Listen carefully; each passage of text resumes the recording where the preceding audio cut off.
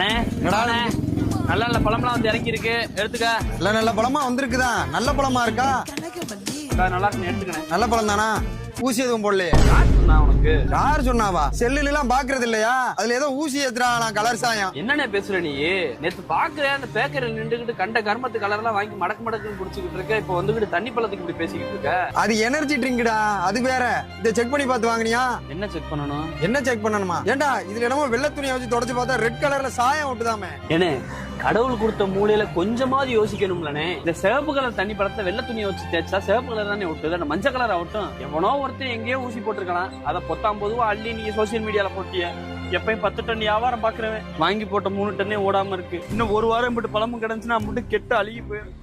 என்ன பண்றதுன்னு தெரியல. இப்படி எதுவுமே என்ன ஏதுன்னு தெரியாம பேசி பேசி அங்க வியாபாரத்தையும் கெடுத்துட்டியே, விவசாயி சோத்துலயே மண்ணள்ளி போட்டிய. அதுக்கு